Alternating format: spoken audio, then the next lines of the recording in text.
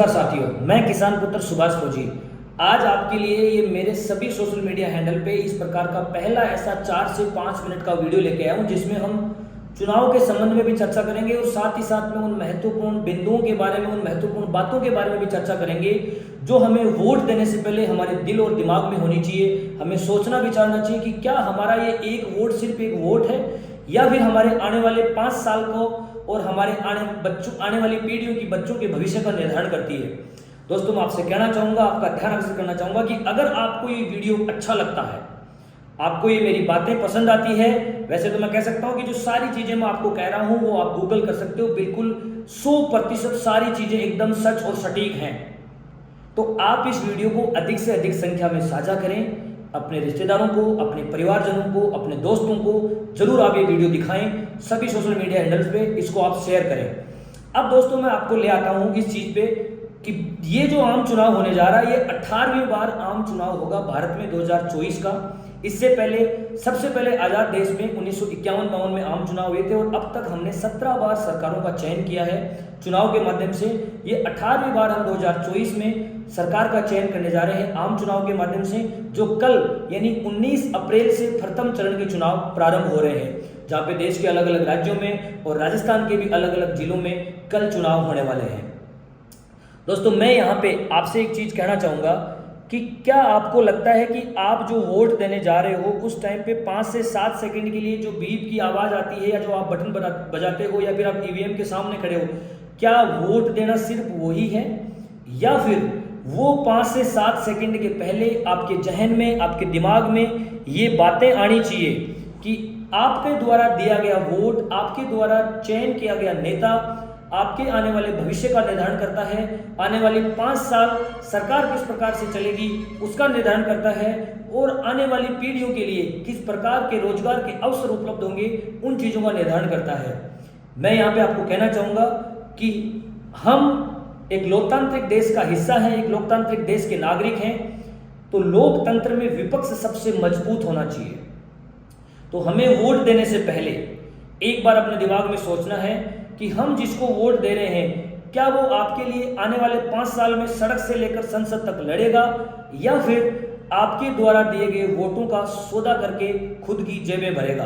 आपको ये सोचना होगा, क्या आपका निर्वाचित उम्मीदवार आपके लिए, मैं मुख्य बिंदुओं की, मुख्य मुद्दों की बात कर रहा हूं कि आपके द्वारा चुना गया उम्मीदवार क्या आपके लिए कृषि से संबंधित बात करेगा, क्या आपकी फसलों के लिए बात करेगा, क्या आपकी फसलों के उचित मूल्य के लिए बात करेगा, क्या आपके बच्चों के लिए शिक्षा के लिए बात करेगा, क्या देश के बेरोजगारों के लिए किस प्रकार से रोजगार उपलब्ध करवाया जा सकता है उसके लिए बात करेगा, क्या देश के लिए चिकित्सा सुविधाओं में किस प्रकार से हम और अधिक बेहतर हो सकते हैं उसके लिए बात करेगा, क्या देश की आंतरिक और बाह्य सुरक्षा आदि के बारे में चर्चा करेगा, या इन पर काम करने की बजाय सिर्फ आपको संप्रदाय, धर्म, जाति, मंदिर, मस्जिद आदि बातों पे आपका ध्यान भटकाएगा और आपको दिग्भ्रमित करेगा कि आप मुख्य मुद्दों के बारे में सरकार से सवाल न पूछो, आप उससे कुछ पूछ ना सको और साथ ही साथ वो आपसे पिछली सरकारों ने ऐसा कर दिया, हमें ऐसा नहीं करने दिया, इस चीज का भी रोना रोएगा।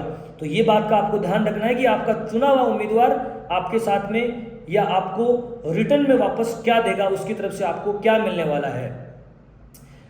मैं आपको ये भी कहना चाहूंगा कि ये पिछली सरकारों ने हमें नहीं करने दिया, इस बात का क्यों रोना रोते हैं कि भाई जब पिछली सरकारें अच्छी नहीं थी तभी तो हमने आपको मौका दिया और आपको 10 साल तक हमने लगातार मौका दिया। आप आज भी ये कहते हो कि हमने ये नहीं करने दिया, उन्होंने पहले ये कर दिया था इसलिए हम ये नहीं कर पाए। भाई उनका रोना क्यों रो रहे हो? आपको हमने इसीलिए चुना है कि आप हमारे लिए कुछ करो, तो आप कम से कम अब ये बहाना नहीं बनाओ। हमें सिर्फ आप लुभावने जुमलों रूपी झूठी गारंटी में नहीं चाहिए, हमें बिल्कुल मुद्दों की बात करनी है, हमें सिर्फ मुद्दों पे चुनाव या मुद्दों पे हमें सिर्फ वोट करना है। अब दोस्तों, मैं आपको बताऊं, मैंने आपको वैसे पहले भी बता दिया कि लोकतंत्र में एक मजबूत विपक्ष होना चाहिए। मजबूत विपक्ष की अवधारणा हमारे दिमाग में आती है जब हम लोकतंत्र का नाम सुनते हैं, क्योंकि जहां पर मजबूत विपक्ष होगा वहां मौजूदा सरकारें अपनी मनमानी से हमें पूंजीवाद की ओर धकेल नहीं पाएंगी, क्योंकि विपक्ष उन्हें मनमानी नहीं करने देगा। मैं यहाँ पे आपसे ये भी कहना चाहूँगा कि इस वीडियो में मैं आपसे 15 महत्वपूर्ण मुख्य बिंदुओं के बारे में बात करूँगा जो वोट देने से पहले आपके परिवारजनों के, आपके रिश्तेदारों के बिल्कुल दिमाग में होने चाहिए कि क्या मैं जिसको वोट देने जा रहा हूं, क्या वो इन 15 बिंदुओं पे खरी उतरेगी, या उसने पहले इन मुद्दों पे हमें गुमराह करके हमें मूर्ख बनाया, बेवकूफ़ बनाया।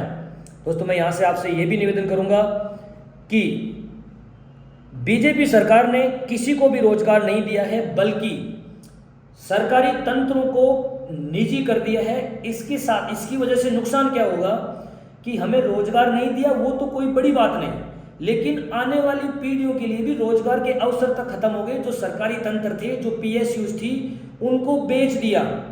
अब हमें रोजगार आगे मिलने की संभावना नहीं बचेगी। आप इस बात से अंदाजा लगा सकते हो कि झूठों का सरदार सिर्फ हर समय झूठ परोसने का काम करता है।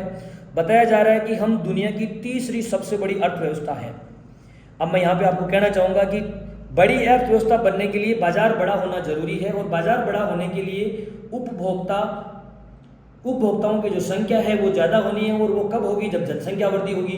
तो मुझे आप बताइए जी, जनसंख्या वृद्धि में मोदी का क्या योगदान है, या बीजेपी सरकार का क्या योगदान है? जब तीसरी बड़ी अर्थव्यवस्था बनने में भी आपका कोई योगदान नहीं है, और तीसरी बड़ी अर्थव्यवस्था बन के भी हमने क्या कर लिया? हम तीसरी बड़ी बनने तो जा रहे हैं, लेकिन प्रति व्यक्ति आय, एक व्यक्ति जिसकी आमदनी, जिसकी कमाने की क्षमता जो है वो कम होते जा रही है, उसकी आमदनी कम होते जा रही है। प्रति व्यक्ति आय में हम दुनिया में 142वें नंबर पे हैं, और सिर्फ 142वें नंबर पे नहीं, हम भूटान और बांग्लादेश जैसे पड़ोसी देशों से भी आज हम पीछे हो गए हैं। उनकी भी प्रति व्यक्ति आय हमसे ज़्यादा है, वो हमसे ज़्यादा कमा रहे हैं अपने देशों में आज। तो हमें ऐसी तीसरी बड़ी अर्थव्यवस्था का क्या करना है? अब मैं आपको वो 15 मुख्य पॉइंट बता रहा हूँ जिनका मुख्य रूप से आपको ध्यान रखना है वोट करने से पहले। सबसे पहले मैं आपको बताने जा रहा हूँ कि क्या आपको झूठी और जुमला सरकार चाहिए?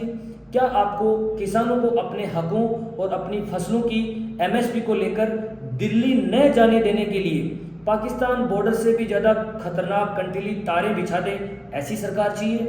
क्या आपको ऐसी सरकार चाहिए जिसके 700 प्लस किसानों की शहादत पर आंसू आना तो दूर की बात, उल्टा उन्हें देशद्रोही और खालिस्तानी और आंदोलन जीवी जैसे शब्दों से उनकी बेइज्जती करती है?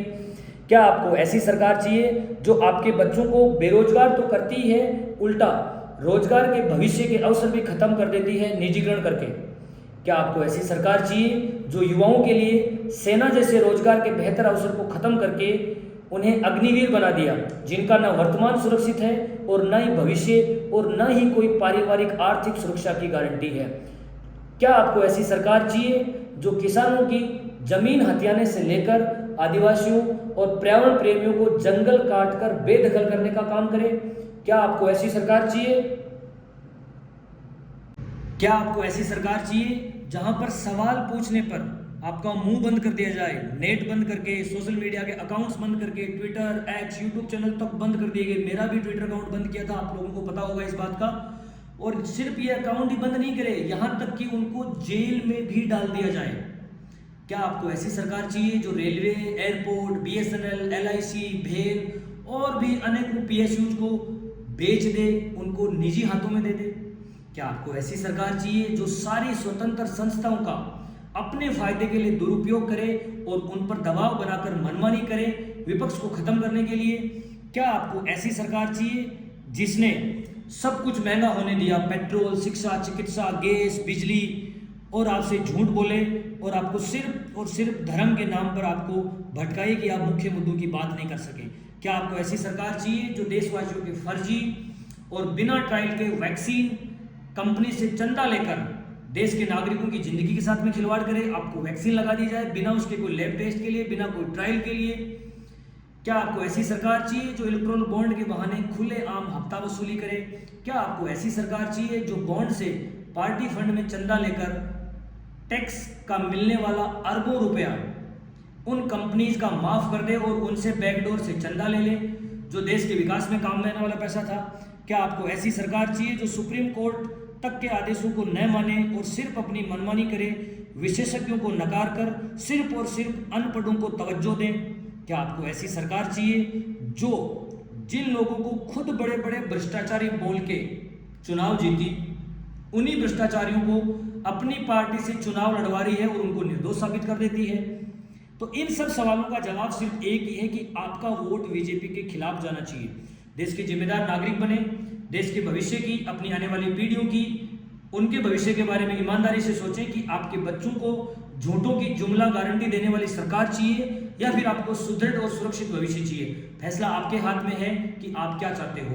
कि जो नेता खुलेआम, अभी राजस्थान में चुनाव प्रचार चल रहा है तो बहुत सारे नेता खुलेआम इस प्रकार के धमकियां दे रहे हैं सरकारी नौकरियों को, सरकारी नौकरियां जो करने वाले व्यक्ति हैं उनको, कि हम आपको क्षेत्र में घुसने नहीं देंगे, अगर आपको क्षेत्र में रहना है तो आपको बीजेपी को वोट देना पड़ेगा।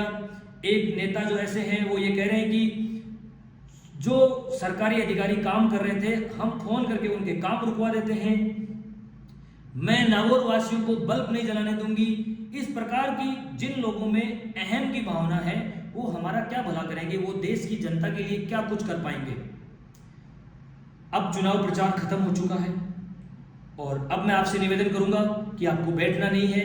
मैं तो सीकर से आता हूं, बाकी देश में भी चुनाव है, देश के अलग अलग राज्यों में भी है और राजस्थान के भी अलग अलग जिलों में चुनाव है।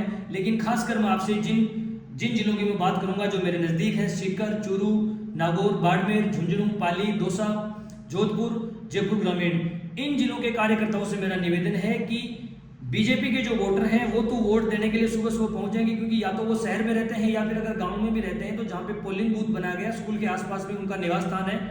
लेकिन मुख्य रूप से जो बीजेपी के विपक्ष में आज जा रहा है वो अन्य पिछड़ा वर्ग है, अनुसूचित जाति जनजाति है, फिर किसान लोग हैं, तो वो जो हैं वो गाँव में ढाणियों में रहते हैं और शादियों का सीजन चल रहा है। अब शादियों में रहना भी बहुत आवश्यक है, बहुत जरूरी है, एक सार्वजनिक और सामाजिक कार्यक्रम है।